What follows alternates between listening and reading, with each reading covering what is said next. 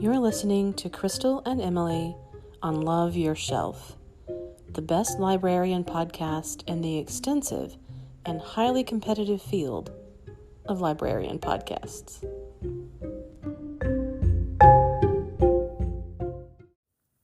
Hello. Hi. You're listening to Love Your Shelf.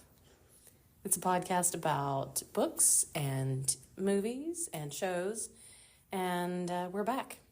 We're back. Once again, we say that a lot because we take a lot of time off. We're just dramatic. We love to make a grand entrance as often as we can. Leave them wanting more. That's right. But we're getting back on track, so you can expect to hear from us. That's right. On a more routine basis. Mm-hmm. So I've got, a lot. I'm not going to try to cover everything that I've read in the last however long it's been since we've done this.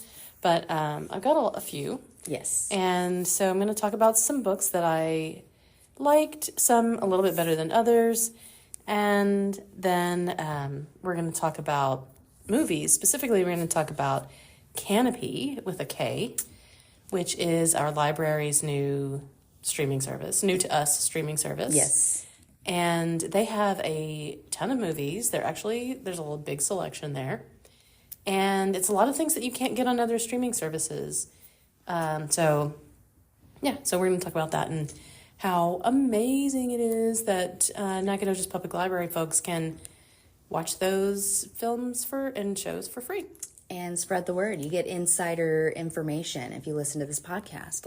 Like info on Kanopy with a K.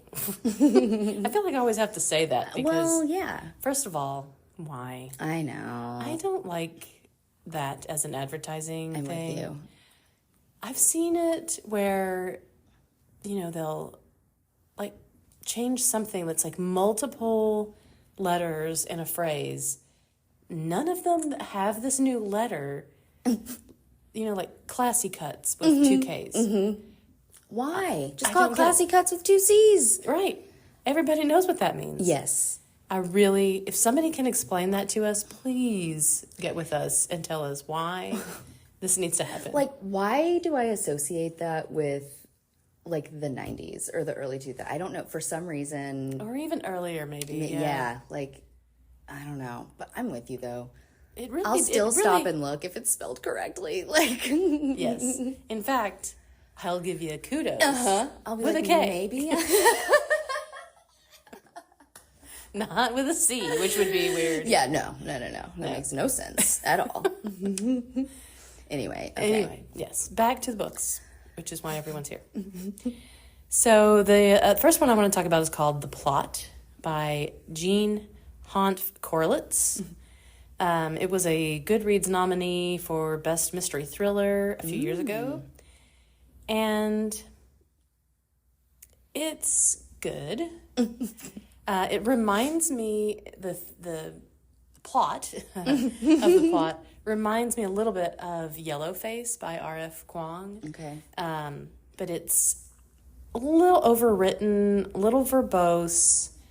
It's driven by the plot, as it were. But it could use a little editing, which is ironic since the whole book is about a writer or writers. The main character, Jacob, had written a novel and then became a professor.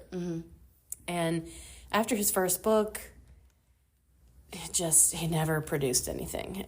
So he's kind of in this not great university MFA program that he's teaching, and he's a real sad sack character. But he has this student, Evan, who is a massive jerk. Just, arrogant, thinks he knows everything. Yes. Just on everything. And so he announces in this seminar that he's got the perfect plot for a story. The student announces, Evan, the student. And he's got the perfect plot, and it's going to, make him famous. It's the best plot ever created. So, of course, the professor, thinks, oh, what a tool. Sit down, Evan. Just the worst. Yeah, exactly. Yeah, everybody thinks that, Evan. And so he's kind of, the professor, Jacob, is still like, kind of spiraling, and he's like waiting for, is the student going to come out with this remarkable plot? Well, guess what happens to Evan? Dead. He's dead. Oh. And so, unfortunately, or fortunately, he told the plot to one person. And so you can guess what's going to happen. He's, so Jacob tries to, redeem himself by doing this. And so, I think if that grabs you, then you're gonna, want to read to the end of this. Nice. Of course, there's some blackmail involved in there. Classic. Yeah. And so there's a whole, huge drama around this, but basically it's, it's the story of, is a plot something that someone can own? Because a plot is kind of the barest bones, just the foundation of a story, right? Yeah. There are no original ideas. Exactly. Yeah. And so that, I think, made me the most uncomfortable through reading the book. Yeah. Is because they don't tell you. I was going to ask. It doesn't tell you what the plot is right away. Which, all right. Yes. So the whole time I'm like, better be good. It better be a good plot. And it's pretty good. Okay. But like you said, there's no new plots necessarily. Yeah. And so surely somebody's thought of that plot before. Yeah. I just felt like it was a big trying to, go throw it out there, go hard, and maybe there were still some plot holes or just holes in like yes. Yeah. So it's a worthwhile read. Yeah. It made me read to the end. I wanted to finish it and find out what happened. But upon further reflection, I thought, well, right. It wasn't that enjoyable just because of that like tension of, I bet this is not going to be good, or I bet couldn't shake it. I don't like that. I like to be swept up and carried along with the story and not kind of second guessing. Yes. So yes, that's what I say about that. I think that's a good way to put it. Then I read a new collection of stories by Kate Atkinson, who has written some of my favorite books recently, like Life After Life, and it's called Normal Rules Don't Apply. It's a selection of 11 stories. Story collections don't do all that well for whatever reason. I like them. I think that it's nice to have like a little bite-sized story. You can put it down, you can pick it back up later, and you especially if you're like I am and reading a lot of things at the same time, and you're trying to keep all the plots, all straight in your head. So short story collection is nice, and it takes, I think, a real skill to make something that's on just a few pages long and really to get the characters and everything across, effectively. But she definitely does that. It's really unusual, and it's kind of about all of the ways that things are connected, and how chance functions, and that kind of thing. Had she put out any like a collection of short stories before? Not that I'm aware of. Nice. In fact, her novels are usually really long. Nice. So she's like, I'm going to challenge myself. You're right. Yeah, do something completely different. But it's definitely I like anything that she writes for the most part, and so that like the quality of the writing is there. Plus, it's unique. Plus, the stories are interconnected, so it's not just random stories. So they kind of are all a part of a universe that starts to take shape as you're reading the stories. I like that a lot. Yeah. Then I read Venomous Lumpsucker.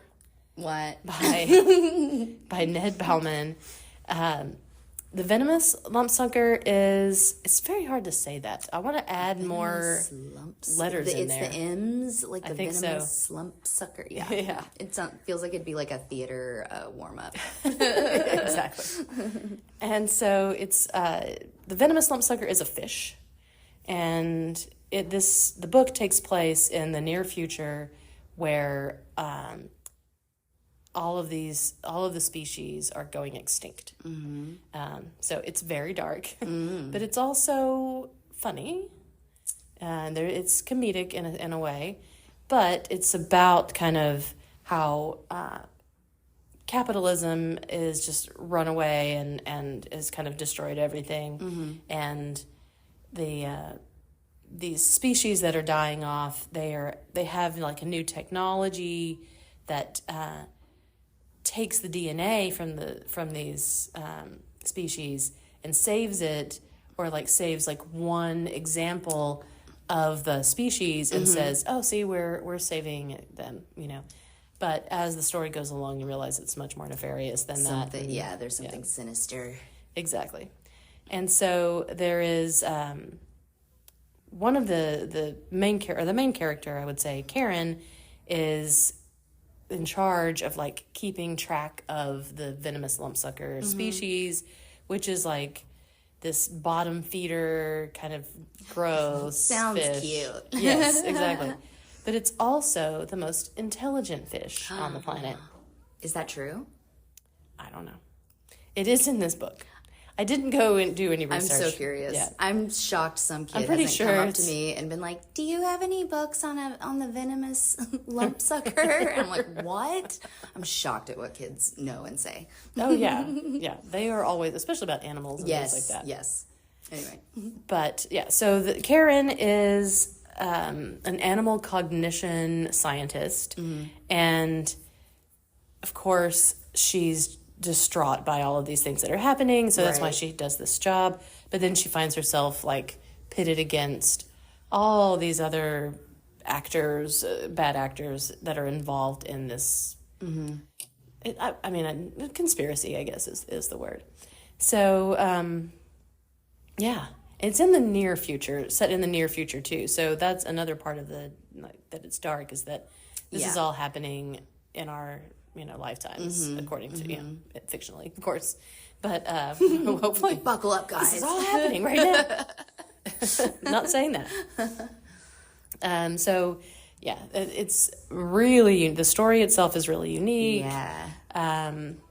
The characters are bizarre and funny. And, it's really unexpected. Cool.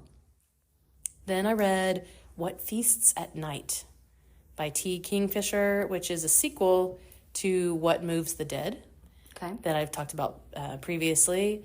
And it's based on Edgar Allan Poe's Fall of the House of Usher.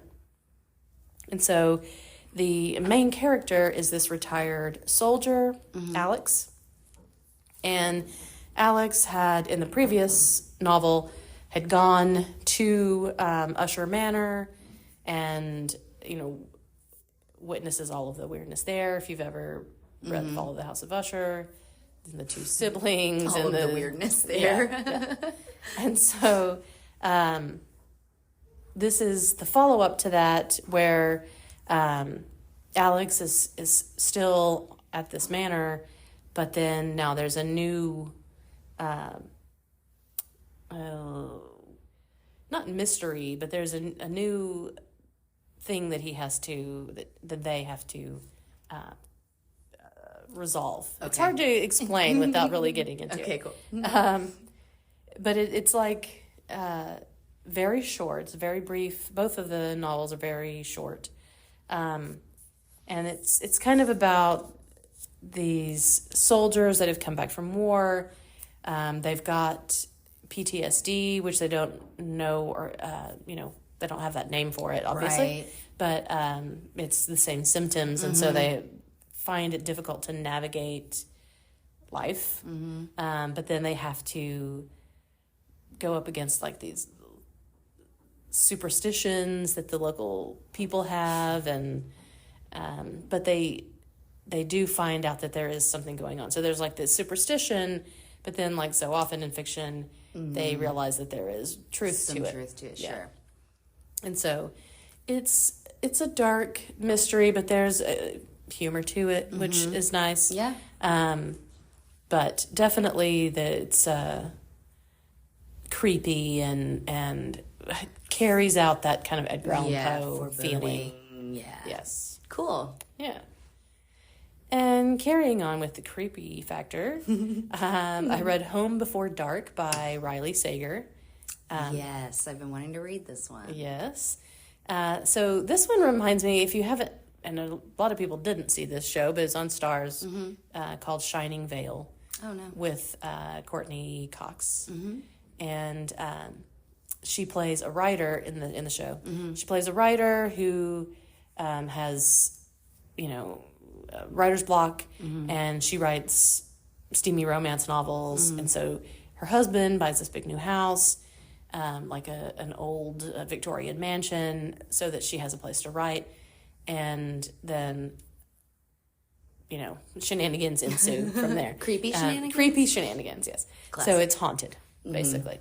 And she writes in the attic, and the attic is haunted. creepiest place in the building, yeah, of course. except the basement, for sure. Yeah. Yes. And so it's a very silly show, but I had just seen it when I read this book, and so made the connections about the two. But in Home Before Dark, the main character is a young woman whose parents moved her into this huge Victorian mansion, and they were warned against moving there. But and the story is told in like multiple jumps between the time periods, and so, which I always like, because that helps to kind of create the suspense in a more natural way than just not telling you the scary part.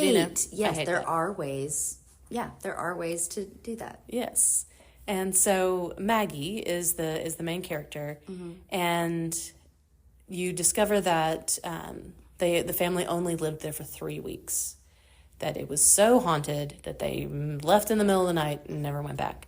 And she doesn't remember everything, but later in life, she has become a restorer of old homes. And so it gets left to her, the house.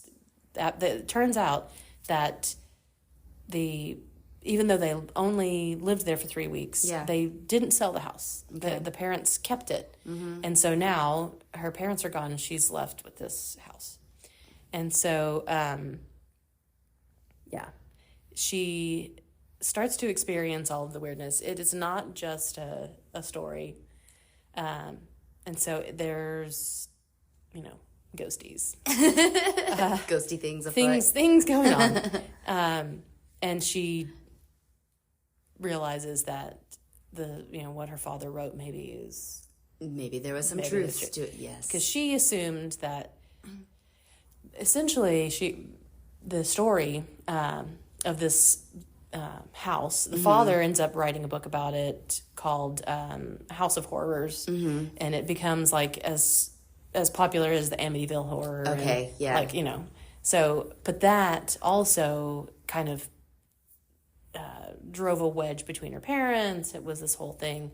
Him writing the book, and then making all this money off of it, and so there's a lot of things to unpack that have gone on with this family and the house, and with the house, and the other people that have lived in the house, and so it's a lot going on. Cool, but it's definitely a horror novel. Nice, so, but you liked it. Yeah, it's not my favorite Riley Sager horror. Ghosts are not my favorite thing. Yeah. But I have definitely read a lot. Because her last one, what was it? The lake one? Oh my gosh, we've had this conversation literally on the podcast and I forget. Riley does sound like a girl's name. I know. And it's also not a real name.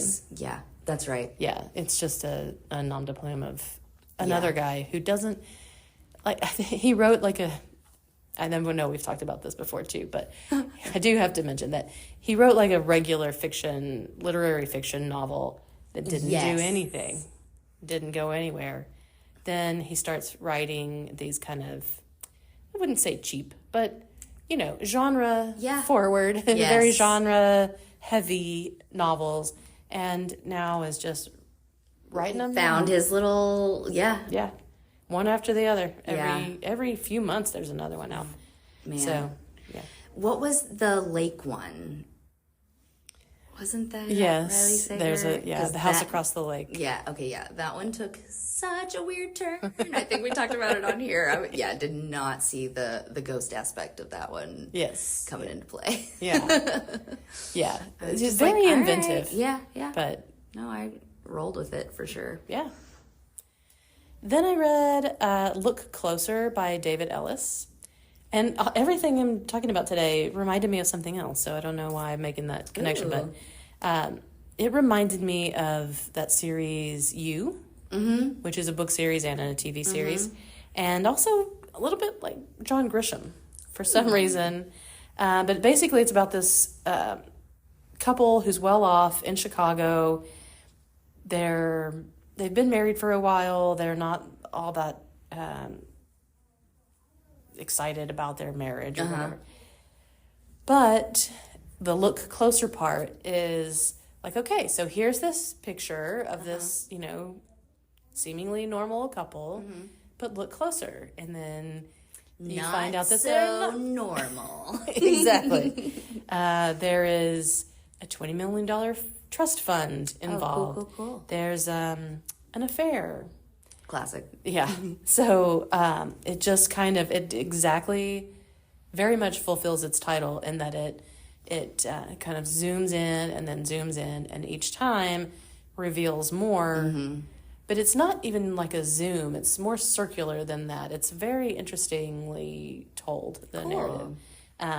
So, the story the plot is not as unique, maybe, or seems like it, but then it's that whole, look closer. Yeah, that's right. Then I read Never Saw Me Coming by Vera Kurian, and this one was unique, and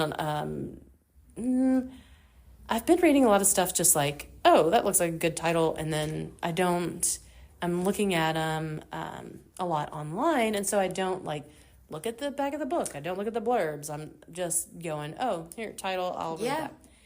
And so this is not something I would normally read. Normally read. Wear it like a suit. Crystal loves books, you guys. Yeah. So much. Just be quiet about that. Shh. I only wear the books when there's nobody in the world. I was going to say that all your clothes are actually book pages. They look like regular clothes. I wish I could just make look the closer sound. and That's what it sounds like when I walk around. we know when she's coming. They hear me coming. Okay, so this book is about this freshman in college, a girl named Chloe, and she's like, a beautiful girl, and so she's got all of these, all of the beautiful girl privilege, Yes. And she's starting her first year of college. We know all about that. Of course. Such a problem. Sorry.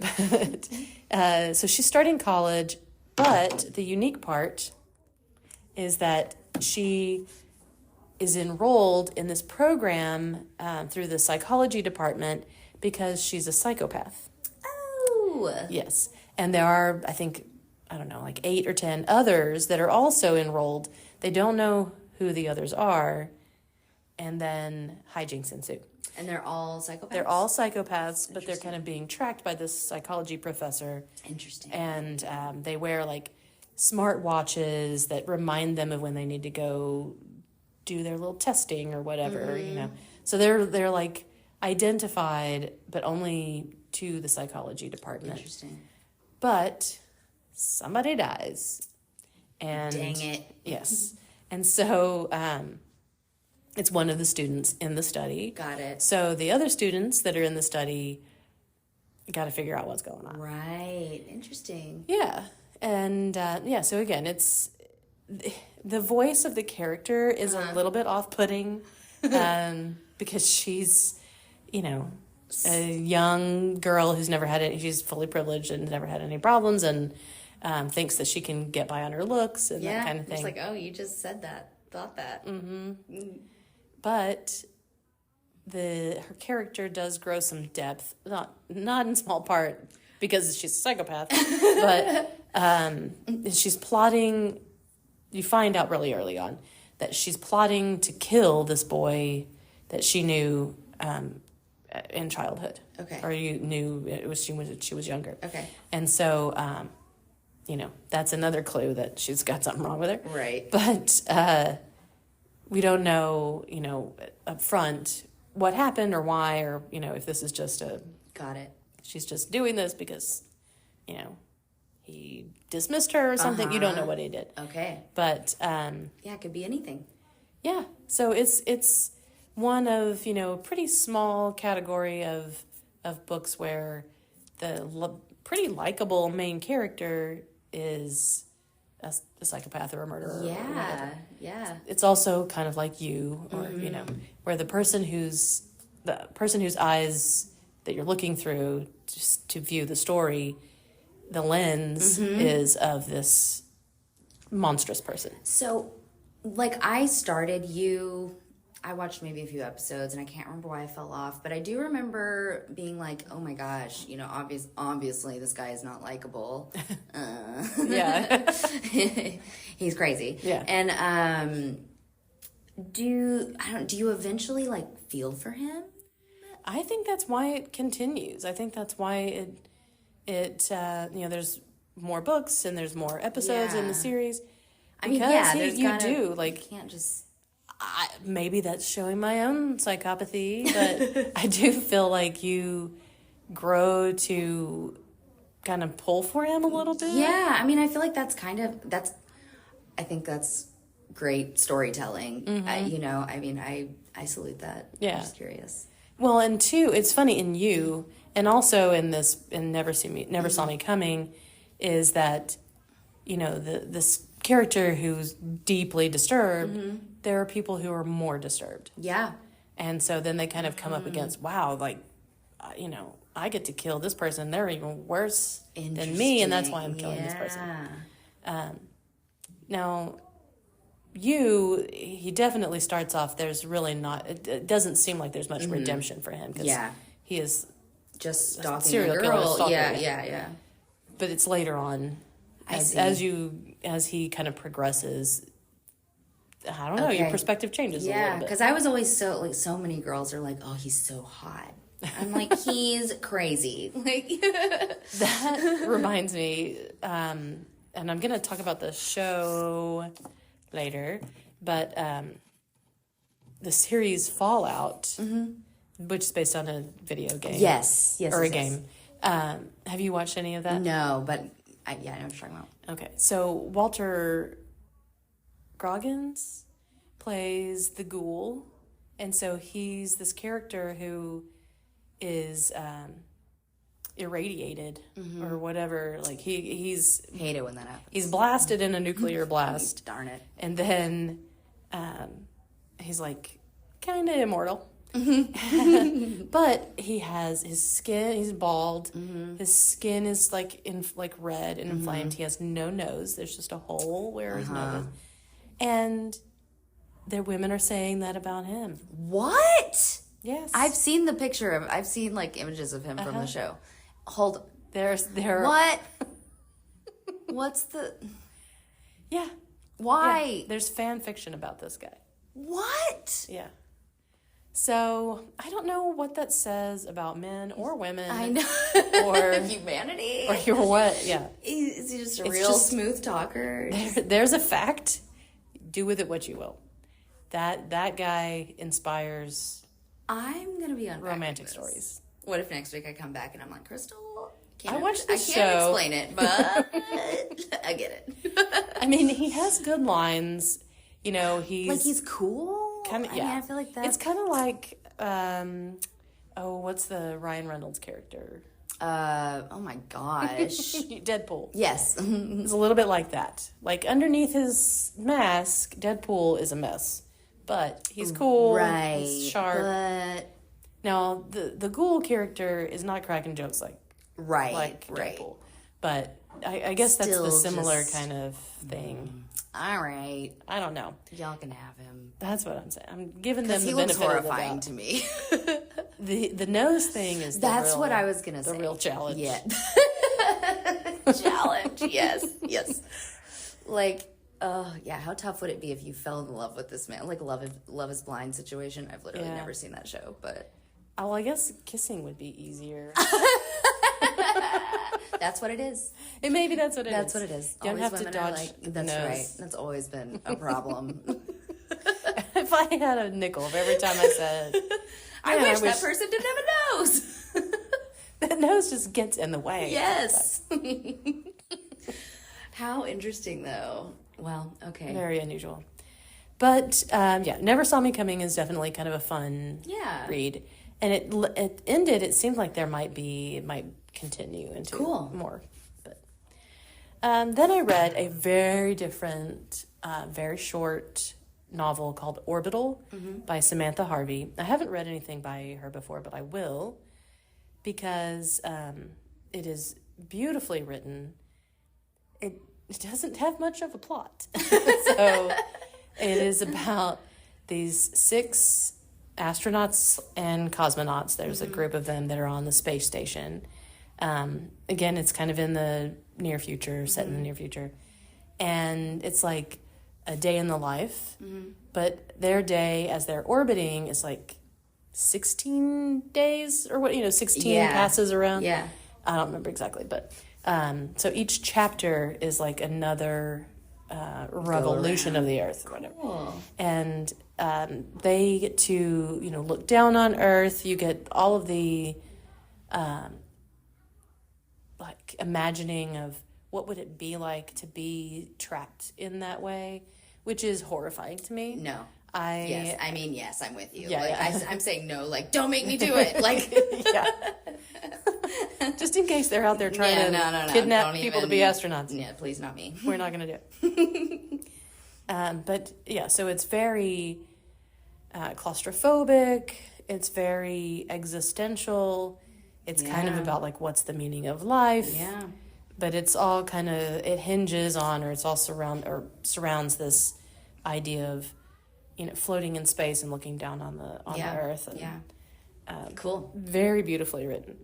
And it also talks about,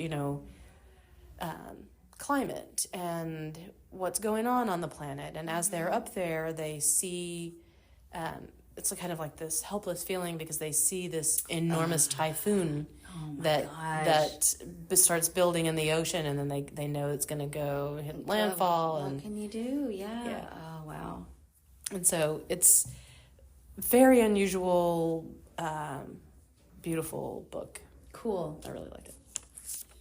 And so that's all for the books for today. So we'll talk about Kanopy. Kanopy, oddly enough, has a ton of A24, which is a production company, films. And they're kind of, they kind of have a tendency to be a little more avant-garde, a little more independent. But A24 has kind of a connotation for a certain kind of film. But there's a whole bunch of them on Kanopy. Yeah. And so one was Past Lives. And it was nominated for an Academy Award this year. Cool. What was it for Best Picture? Mm-hmm. Oh, okay. Yeah. Cool. It is about this Korean couple, or their friends when they're kids. Her family, the woman Nora, her family emigrates from South Korea, and then she and her young male friend meet in New York 20 years later. Very, romantic comedy kind of, or dramedy, I would say, as they kind of talk about what could have been and what's happened, who they are now, and that kind of thing. So cool. It was good. It wasn't my favorite, but I can see why people really enjoyed it. Then I watched. Man, I have got all of my. Okay. You turned off the sound, watched or read the captions. Yes. I watched You Hurt My Feelings. With Julia Louis-Dreyfus. I haven't seen it, but yeah. And the director is Nicole Holofcener. And it is a comedy. it's about this, that Julia Louis-Dreyfus plays a novelist, and, like, her whole life is upside down because she overhears her husband talking about how he doesn't like her book. Oh, no. Yeah. But he's a therapist, and so there's, like, lots of therapy sessions, and then there's, like, how therapists kind of need more therapy than their patients sometimes, kind of thing. And so, so it's about, like, you know, how I don't trust you anymore because you were like, yes, babe, this is the best book you've ever written. Yeah. And then turns out he didn't like it. And you're talking about it behind my back. Oof. Yeah, it hurts. Yeah. So it's all about the trust issues and, you know, how much should you take that kind of thing, you know, because, like, why would a writer care what a therapist thinks about her book? Right. But everybody does. People care about what their families and friends think about what they do. Yeah. So it's funny and a little, you know, bonkers, but good. Then I watched my least favorite A24 movie that I watch on Kanopy, which is Showing Up with Michelle Williams. And she plays a sculptor who's going to have a new show. And it is slow and boring. And Michelle Williams, it's like the whole film is a little bit of like, let's make quirky the whole thing. No. Yeah. So that's tiresome. It was tiresome. And the art in it wasn't good. So if it's, you know, that's about a bunch of artists. Annoying. Yeah. And there are long tracking shots of just people making art. And none of it's good. And when none of it's good and there's no point to it. It just, yeah. And I didn't like the character. Bummer. Yeah. I mean, I wouldn't tell people not to watch it, but, or read it. Or wear it, but do what you can if you want. Do what you want to do. But I would say that I just couldn't get into it. All right, so I should have ended the Kanopy discussion on a high note because we want people to watch Kanopy, but there's plenty more. Yes, thousands and thousands more. Amazing things to view on Kanopy with a K. And then I watched several things that I really enjoyed, so I'm happy to talk about those. Yeah. First was Mr. and Mrs. Smith on Amazon Prime. Oh my gosh, I watched that. Yay. I really liked it. Okay, good. I did too. And it was not anything like the film, the original film with Angelina Jolie and Brad Pitt, which was terrible. Yeah. This is Donald Glover and Maya Erskine, and then there's all kinds of cameos, like Alexander Skarsgård, a bunch of people are cameos. And it is like a action thriller. It's funny. It's got surprising. It's got everything. It does. They were so good together. Yeah. They were great. So Maya Erskine and Donald Glover play the Mr. and Mrs. Smith characters. They don't know each other, but they're thrown together to be hit people. Yeah. Kind of. Yeah. They're like not necessarily only killing hitmen, but they're like carrying out these assignments, super secret, like spies, but not for the government necessarily. Anyway. Yeah. So it's good. It's mysterious. There are other Mr. and Mrs. Smiths. And again, unexpected, and like the end was one of those endings, and I'm like, come on, yeah. I mean, I was aggravated, but it was because I liked it so much. Yeah, I was like, what's gonna happen next? We need to have a whole episode just about endings because there's so many that are just like. Were you and I talking? Yeah, you and I were talking about. I was like, can you what television series can you think of that had a great ending? It is so rare. Did we even think of one? I don't even know if we did. I don't think we did. There have been some that were okay, and then there's famous endings of shows like Newhart or whatever The Sopranos. Newhart when he like wakes up and the whole thing was a dream. A classic. You know, yeah. And then The Sopranos where it's just black screen. Yeah. You can decide what's going to happen next. Yeah. And that one, which very unusual for me, and even at the time back when then, I was like DVRing things and watching them later and binging them. But The Sopranos finale, I watched live with everybody else. Real time. So I was one of those that was like, the cable went out. Like, you know. Oh my God. What happened? Can you imagine? At least it was just for a brief second. I was like, wait, did the channel not work? And then realized, it's intended to be. Yeah. No, there are lots, I feel like there are interesting endings like that. But we had plenty of real bad ones. Very bad ones. And also ones that were like shows that we loved that were canceled too soon. Yes. Like the OA. The OA. Mm-hmm. I leave the room. Get up silently. Slam the door. Yeah. Or Lodge 49, which we talked about. Yes. Which they just gave it 2 seasons and then canceled it. Yes. Yeah. So there's tons of things like that. But we should be running all this. we know best. Love Yourself knows. That's right. So let's see. So then I watched a film called Foe on Amazon Prime. And so Mr. and Mrs. Smith was also on Amazon Prime, yeah. But Foe is based on a novel by Ian Reid from 2018, I think. And it is basically, there's 3 characters. Saoirse Ronan and Paul Mescal play this couple. And he's given this opportunity to, like, go to space. Well, which we do not want to do. Right. But it's, again, we're in another near future where, like, the climate has destroyed the farmland, and so there's just, like, you know. Pretty bleak. But it's a sci-fi psychological thriller where you will be surprised, I think. Yeah. Because of the way that it's paced and the way that it's set, I kind of pride myself on usually kind of being able to figure out the trick endings or whatever. I didn't love that when I read the book. Now, obviously, I knew it was going to happen in the movie because it's based on the book. But when I read the book, I was surprised. That's great. It's very moody, very dark and foreboding, and but it's mostly just the main couple talking to each other in their farmhouse by themselves. So, yeah. Intriguing. It's intriguing, yes.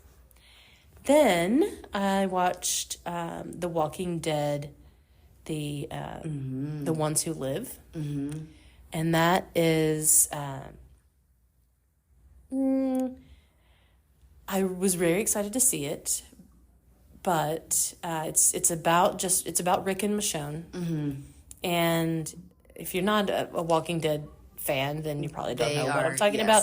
But they're 2 of the main characters, and they both left the original show before it was over. And so it was like, you know, after a couple seasons of them not being in the show, now they're back and everybody's very excited about it. Because Michonne was my favorite character. Yes, absolutely. Mine it's a tie between Michonne and Carol, but... Oh, yes. Yeah. Yes. So basically it's like several years in the future from the end, or it goes several years in the future from the end of the series. And it's only, I think it's 6 episodes. Okay. But it does tie things up for them. That's cool. I'll just leave it nice. I'll leave it at that. Everybody knows that that's what's happening I'm not giving anything away, I don't think. No. But there's a lot in between that. Cool. A lot happens in those 6 episodes. And then I watched The Walking Dead, Dead City. There's so many spinoffs of this. It's really ridiculous at this point. But Dead City is about Negan and Maggie. And so Negan was like the really horrible bad guy. Oh. And then he ended up carrying on through the end of the series. And Maggie kind of left for a while in the series and comes back. But she's the one whose husband was murdered by Negan in front of her. And so then they have to work together. To survive. Yeah. And it's set in New York City. So it takes it to a new place. So that's exciting. Yeah. But neither of the spinoffs did I like as much as I liked the early episodes of The Walking Dead. Yeah. And I do have to disclose that I was a huge Walking Dead fan. Mm-hmm. I came in after it had been on for a couple of seasons, binged the whole thing, and then was on board until the Negan episode when he kills the character. And that is also not a spoiler if you haven't watched the series at all, because it literally is everywhere. Everybody knows it. Yeah, if this is where you're learning that. Yeah, then I can't help you. Yeah. But he's just, it wasn't just that there was that killing. It was the way that it was done, the way that the story was told. I felt that the plot was cheap. Yeah. We're back at the plot again. Yep. It was just, they went off the deep end. Yeah. And so I stopped watching it. But then my nephew convinced me, because of the spinoffs, he's like, you're going to really like the spinoffs. You just want to know what's... Catch yourself up. And so I did. I'm glad you did. Because I love my nephew. Yes. And Shout out David! I'm glad I did. And there's still a couple of spinoffs with Carol coming up that I have not watched yet. But where she goes to Europe with Daryl, I think. Oh my goodness! Which this sounds insane, but it's ridiculous, but it's also fun. It's like, they've been everywhere in the United States. Let's see what it's like. Like, what's going on around the world? Wish other things did that. Like, there are so many other stories and shows that I'm like, I want this world expanded. Yeah. Anyway, apparently people want it because it's happening. So anyway, those were good. I watched also Fallout, as I mentioned before. And I knew of the game, wasn't a player of the game, but I followed it. I knew it was about, had seen the gameplay and stuff. And but the series is good. It is super dark, obviously. It's basically about, it's Fallout, about after a nuclear attack. And it starts off with the ghoul character, the hottie. But when he is still a human man, and he's an actor with a nose and all the facial parts that you need. And I see. Yeah. So it starts off with him, the bomb drops, he's running away from it, and then it's 200 years later. Not fast enough. Dang. Yeah. 200 years later, and he's still kicking. Yeah. Just with minus a few essential parts. Like noses. Yeah. Exactly. So, but then the main character, Lucy, is played by the actress who was in... it's leaving my mind. About the girls that are in the plane crash. Not the Wilds, Yellow Jackets. Yellow Jackets. Yes. So not the I Wilds. almost said Yellowstone. Okay, yeah. Well, when you get mixed up with wear and read and watch, then that's not a big deal. But so okay. I guess she left that show to come do this. Cool. And so it's funny, it's bizarre, it's bonkers. The other there's like three main characters. So there's the ghoul, there's Lucy, and then there's this guy who his line delivery and his demeanor is so weird. And he kind of has like a flat affect on, he just doesn't have a lot of expression. He has kind of a small voice, and I was like, what is this?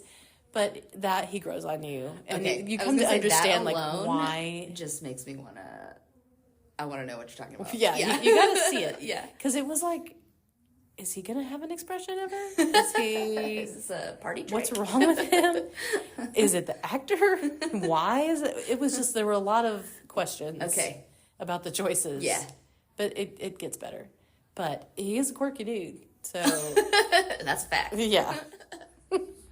Doesn't change from that. And then lastly, I watched Dispatches from Elsewhere. This was on AMC. And I missed it. I don't know. It came out in 2020. Yeah, you told me about this. And I think everybody missed it. But it's I Jason. said we were all watching Tiger King. That's right. And that's what we were doing. That's why we missed it.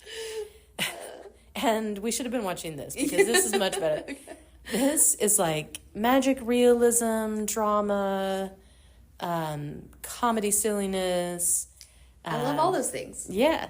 So it's Jason Segel, and he developed it and produced it, I think. Mm-hmm. And Sally Field and Andre 3000. Which I love that. What a group, you know? I know. And so they play characters who have, and it's based on a real thing, a real art installation, basically, that took place in California. I want to say San Francisco, but I'm not for sure. Okay. San somewhere. Yes. San somewhere in California. And it's this, the original, the art installation was about the Jejun Society, or the Institute, is what it's called. There's a documentary about it.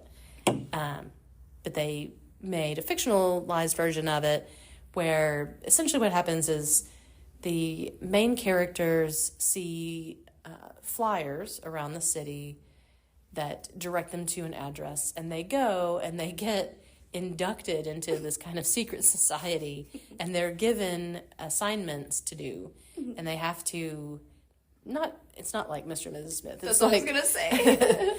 But they're given these tasks, like they're supposed to find this missing girl. Well, half of them think that there is a missing girl, and they're really supposed to find her, and the other half are like, well, this is a game, and we're just, we're trying to win. Yeah. So we don't care about this fake We're just trying to win. We're just trying to win. And then there's another small faction that's trying to find out about this secret society. Get to the and figure out like what's their ulterior motive, who's the player. Yes. And so it's really good. It's I think that the idea, the concept is amazing. I think that the original project was really cool, but then they made a really interesting... And just that concept with that cast, this like fever dream of a cast, like just again putting those three people together. And there are others too. There's that's just like the central people, but then there's a lot of other characters that are really good. Cool. Like Richard E. Grant, who's... Just look him up if you're not familiar with him. I was about to say, I know that He's name. the dad in Saltburn. Oh, I haven't seen Saltburn. Okay. I've seen the trailer. I'd probably recognize it, but okay. Anyway. Cool. He's hilarious as like kind of the guy in the background. And so that's quite a lot. That we covered. Okay, so I think we are going to wrap it up. Yeah. And we will be back soon. Yes. Because we've got a lot more stuff to talk about. We'll be reading and watching and listening and plotting and scheming. You didn't know about that part. Surprise. Now you do. All right, we'll talk to you next time. Bye.